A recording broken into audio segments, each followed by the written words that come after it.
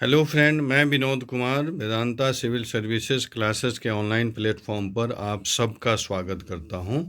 मैं इस सेशन में प्रतियोगिता द मंथली मैगजीन जो प्रतियोगिता दर्पण है उसके संस्करण को लेकर के आया हूं और यह बहुत इम्पोर्टेंट सेशन है और इसमें हम लोग समझने की कोशिश करेंगे। मैं बताने की कोशिश करूंगा कि प्रतियोगिता दर्पण मंथली मैगजीन जो है ये कैसे पढ़ना है।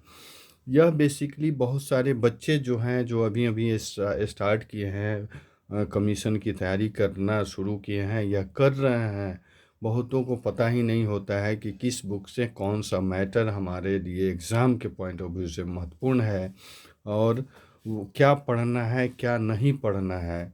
नहीं पता होते हुए उसमें वो समय ज़्यादा देते हैं जिससे अधिक कंसेप्ट उनका क्लियर नहीं होता है और समय भी उनका वेस्ट होता है। इसलिए ये बहुत इम्पोर्टेंट है समझना कि क्या पढ़ें क्या नहीं पढ़ें। जिस दिन आपको समझ में आ जाएगा कि क्या नहीं पढ़ना है, समझिए कि आप अपने सिलेक्शन के पहले पावदान पर पहले चरण की तरफ बढ़ रहे हैं। इसी में मैं शुरू करूंगा यहाँ पे देखने का। जो सेक्शन होगा हम लोगों का वह है राष्ट्रीय घटनाक्रम में समझने की कोशिश करेंगे कि क्या क्या पढ़ना है क्या नहीं पढ़ना है। इसमें पहले ही चर्चा की गई है। गणतंत्र दिवस की पूर्व संध्या पर राष्ट्र के नाम राष्ट्रपति के संदेश में कोरोना महामारी के विरुद्ध संघर्ष का उल्लेख। देखिए, ये राष्ट्रपति जो संदेश दिए हैं गणतंत्र दिवस के अवसर पर, और ये गणतंत्र मैं बता दूं गणतंत्र दिवस जो था यह 73वां गणतंत्र दिवस था। यह हमारे लिए इम्पोर्टेंट हो जाता है। राष्ट्रपति की जो अभिभाषण है ये भी इम्पोर्टेंट है क्योंकि इन्होंने ये देश के प्रथम व्यक्ति हैं और जो संदेश देते हैं वो हमारे लिए इम्पोर्टेंट हो जाता है, तो इसलिए इसको समझना जरूरी है। और इसमें एग्ज़ाम के लिए क्या इम्पोर्टेंट है उसको मैं अंडरलाइन कर चुका हूँ और अंडरलाइन जो किया हुआ मैटर है वो हमारे एग्ज़ाम के लिए महत्वपूर्ण है, उसको समझेंगे। यहाँ कहा गया है कि 25 जनवरी 2022 को देश के 73वें गणतंत्र दिवस की पूर्व संध्या पर राष्ट्रपति के नाम अपने संदेश में राष्ट्रपति श्री राम कोविंद ने देश एवं विदेश में रहने वाले सभी भारतीयों को बधाई देते हुए इस दिन को सभी भारतीयों के लिए महत्वपूर्ण बताया। देखिए, इसमें इम्पोर्टेंट हमारे लिए है कि 26 जनवरी 2022 को राष्ट्रपति महामहिम राष्ट्रपति श्री राम कोविंद ने घोषणा की, संदेश दिया, वो इम्पोर्टेंट है। और ये इम्पोर्टेंट है कि हमारा जो ये गणतंत्र दिवस था ये कितने नंबर का था, तो 73वां नंबर का था, ये ध्यान रखेंगे। यह हमारे लिए एग्ज़ाम के पॉइंट ऑफ व्यू से इम्पोर्टेंट है, ठीक है। और यहाँ देखेंगे यह इम्पोर्टेंट हो जाता है, यहाँ पर यह इम्पोर्टेंट हो जाता है कि इस संदर्भ में सर्वप्रथम नेताजी सुभाष चंद्र बोस का स्मरण उन्होंने किया, जिनकी 125वीं जयंती 2 दिन पूर्व ही देश में मनाई जा चुकी है। यानी इस साल 225वीं जयंती मनाई जा रही है, किसकी? नेताजी सुभाष चंद्र बोस की। यह इम्पोर्टेंट है हमारे लिए। नेक्स्ट है, जय हिंद का उद्घोषण करने वाले नेताजी सुभाष चंद्र बोस की स्वाधीनता के लिए ललक और भारत की गौरवशाली बनाने की उनकी महत्वाकांक्षा को सबके लिए प्रेरणा का स्रोत उन्होंने बताया। और यह 26 जनवरी के दिन को संविधान को प्रभावी करने के कारण का उल्लेख करते हुए राष्ट्रपति श्री कोविंद ने बताया कि भारत का संविधान 26 नवंबर, ये इम्पोर्टेंट हो जाता है, ध्यान रखेंगे, 26 नवंबर 1949 को संविधान सभा द्वारा अंगीकृत किया गया था। अतः उस दिन को हम संविधान दिवस के रूप में, यहाँ देखिए बहुत इम्पोर्टेंट है कि आप बहुत को पता नहीं होगा कि 26 नवंबर यानी 26 तारीख जो है हमारे लिए क्यों इम्पोर्टेंट है, उसको यहाँ समझाने की कोशिश की गई है कि भारत का संविधान जो था ये 26 नवंबर 1949 को संविधान सभा द्वारा एक्सेप्ट किया गया था, अंगीकृत किया गया था। अतः उस दिन को हम संविधान दिवस के रूप में मनाते हैं। इसके 2 महीने बाद 26 जनवरी 1950 को हमारा संविधान पूर्णतः प्रभावी हुआ।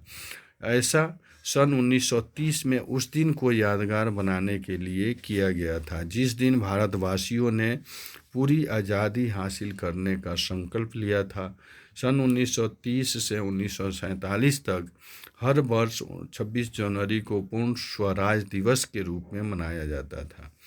अतः यह तय किया गया कि उसी दिन से ही संविधान को पूर्णतः प्रभावी बनाया जाएगा। इसलिए यह इम्पोर्टेंट हो जाता है 26 जनवरी।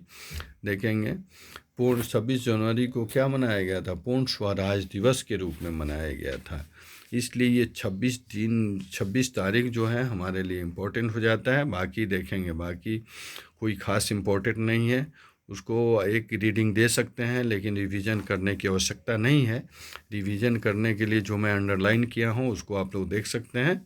नेक्स्ट पॉइंट है, यह इम्पोर्टेंट हो जाता है कि किस किस राज्य में विधानसभा चुनाव हुए हैं। आपको पता है कि अभी उत्तर प्रदेश, पंजाब, उत्तराखंड, गोवा, मणिपुर की विधानसभाओं में चुनाव प्रक्रिया प्रारंभ हो गई है, यानी 5 राज्यों में चुनाव हो रहे हैं अभी। इसलिए यह इम्पोर्टेंट हो जाता है। पूछा जा सकता है कि हाल में किन राज्यों में चुनाव हुए हैं और किन राज्यों में चुनाव नहीं हुए हैं। तो ध्यान रखेंगे, ये 5 राज्य हैं जिसमें चुनाव हुए हैं। पहला है उत्तर प्रदेश, पंजाब, उत्तराखंड, गोवा, मणिपुर की विधानसभाओं में चुनाव प्रक्रिया प्रारंभ हुई है। और यहाँ ध्यान रखेंगे 8 जनवरी 2022 को चुनाव आयोग ने इसकी घोषणा की थी। इनमें 3 राज्यों पंजाब, उत्तराखंड, गोवा में मतदान एक ही चरण में 14 फरवरी 2022 को कराने की घोषणा की गई, किंतु 14 जनवरी को संत रविदास जयंती के कारण पंजाब में मतदान 20 फरवरी को कराने की घोषणा की गई थी, यानी डेट में यहाँ हेरफेर हुआ। मणिपुर में मतदान 2 चरणों में 27 फरवरी और 3 मार्च को होगा।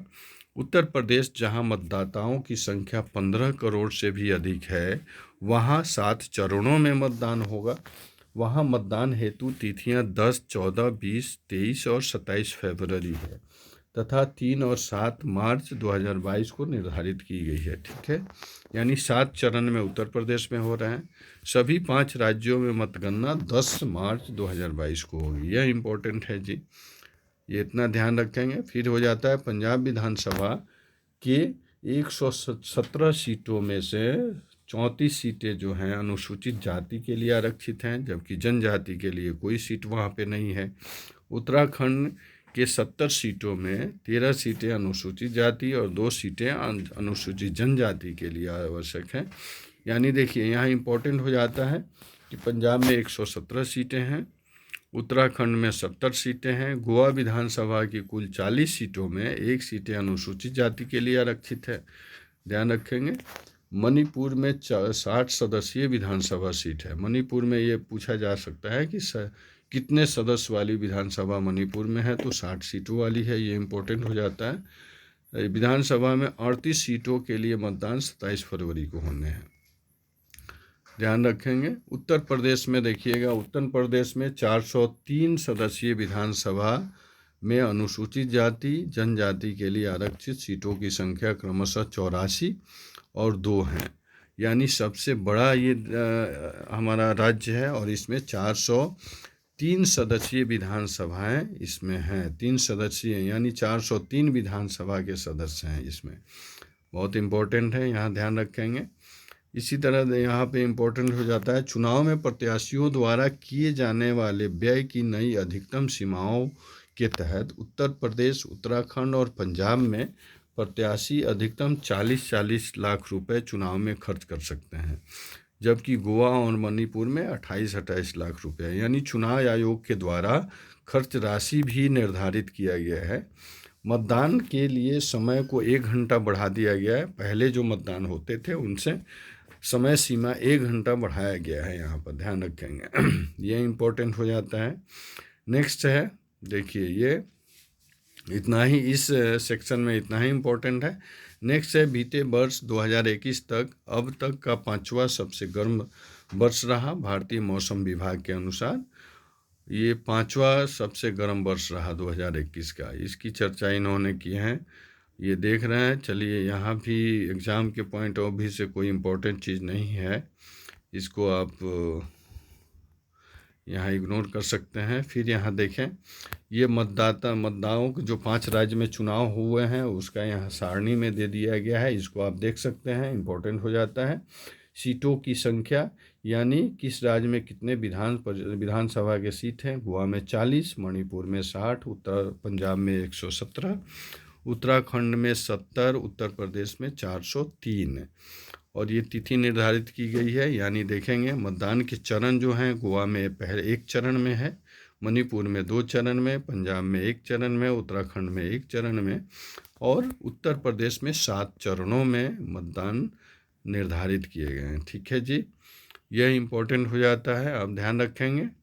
नेक्स्ट है यहाँ पर उत्तर प्रदेश विधान परिषद की स्थानीय निकाय कोटि की 36 सीटों के लिए चुनाव यहाँ पर मार्च 2022 में ही होना है। यानी विधानसभा के चुनाव के साथ साथ यहाँ विधान परिषद की जो स्थानीय निकाय की सीटें हैं वहाँ भी चुनाव होने हैं, जिसमें देखेंगे यहाँ इस प्रक्रिया की घोषणा कर दी गई है, जिसमें ग्राम प्रधानों, क्षेत्र पंचायत सदस्यों, जिला पंचायत सदस्यों, नगर पंचायत, नगर पालिका और नगर निगम के निर्वाचित सदस्यों द्वारा ये चुने जाते हैं। 7 मार्च 2022 का वो ख़त्म हो रहा है इनका कार्यकाल। पहले चरण में 30 सीटों के लिए मतदान 3 मार्च को, जबकि दूसरे चरण में 6 सीटों के लिए मतदान 7 मार्च को होने हैं। 100 सदस्यों वाली विधान परिषद में वर्तमान में ये बताया गया है कितने कितने पार्टियां कितनी कितने सीटों पे हैं। ये इम्पोर्टेंट नहीं है, खासकर आप ध्यान रखेंगे। यहाँ 100 सदस्यों वाली विधान परिषद है, ठीक है, ये इम्पोर्टेंट हो जाता है जी। अब यहाँ पे देखेंगे फिलीपींस को ब्रह्मोस मिसाइल के निर्यात के लिए सौदा संपन्न, ये ध्यान रखेंगे। यहाँ फिलीपींस से ब्रह्मोस मिसाइल के लिए सौदा हुआ है भारत का, ये इम्पोर्टेंट हो जाता है। BrahMos air space private limited Bharat के रक्षा अनुसंधान एवं विकास संगठन व रूस के एनपीओएस की संयुक्त उपक्रम है। ब्रह्मोस मिसाइल जो बना है ये डीआरडीओ और रूस की संयुक्त उपक्रम की ये उपक्रम है और उसकी समझौता हुई है, ये इम्पोर्टेंट हो जाता है जी। ठीक है, इसको हम लोग समझेंगे।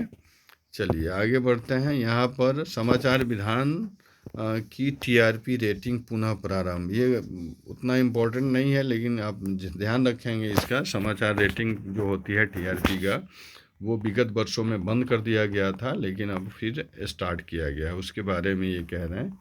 यहाँ इम्पोर्टेंट हो जाता है एंटी टैंक गाइडेड मिसाइल का परीक्षण। रक्षा अनुसंधान एवं विकास संगठन ने देश में ही विकसित कम वजन वाली मानव संचालित एंटी टैंक गाइडेड मिसाइल का एक परीक्षण जो है 11 जनवरी 2022 को किया। इस परीक्षण के तहत मिसाइल के निर्धारित लक्ष्य को नष्ट किया तथा मिसाइल ने अपनी क्षमता को पुष्टि करते हुए सभी उद्देश्य पूरा किए जो उद्देश्य निर्धारित किए गए थे। ये इम्पोर्टेंट है, अर्थात यहाँ देख सकते हैं एंटी गाइडेड मिसाइल का परीक्षण जो है वो सफल रहा 11 जनवरी 2022 को, यह इम्पोर्टेंट हो जाता है। नेक्स्ट है यहाँ पर ब्रह्मोस मिसाइल के समुद्र से समुद्र में वार करने वाले C2C संस्करण का परीक्षण, ये भी भारत किया है, ये इम्पोर्टेंट है।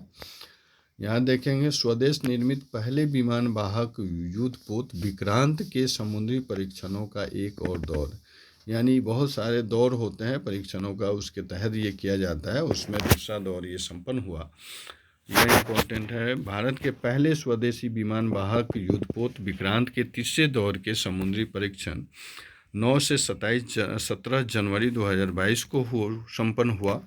लगभग 45,000 टन विस्थापन क्षमता के इस युद्धपोत के ताज़ा परीक्षण हेतु समुद्र में जटिल युद्धाभ्यास के लिए किया जाता है। ठीक है, बहुत टिपिकल जहाँ पर समुद्र में जब भी जो टिपिकल चीज़ें होती हैं उनके युद्धाभ्यास के लिए इसका प्रयोग किया जाता है, मशीनरी को यूटिलाइज किया जाता है, यह इम्पोर्टेंट है जी।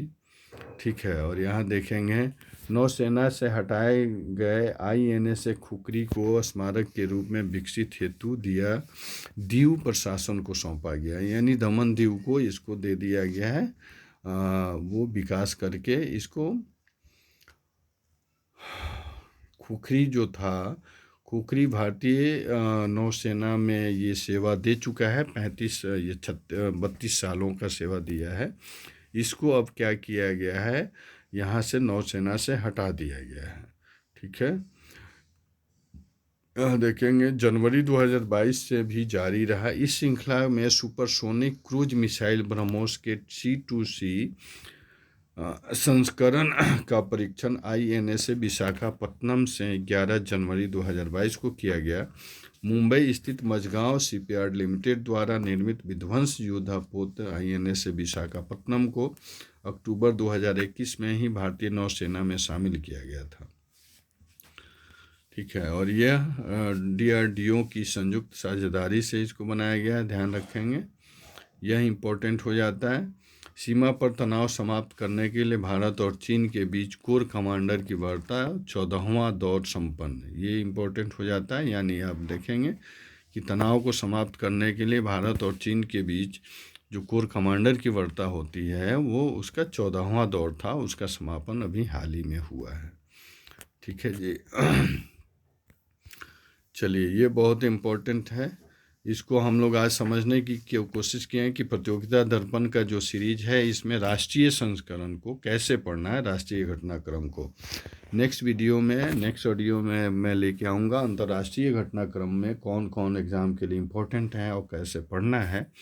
आप अगर जो मैं अंडरलाइन कर रहा हूँ उसको मंथ में 2 से 3 बार पढ़ें और वहीं एग्ज़ाम के लिए इम्पोर्टेंट हो जाता है। बाकी जो है आप उस समझने के लिए यूज कर सकते हैं, एक बार पढ़ सकते हैं, रीडिंग दे सकते हैं, लेकिन 2 बार और 3 बार पढ़ना हो तो आप अंडरलाइन किए हुए मैटर को ही पढ़ें और उससे को आप नोट्स बना सकते हैं।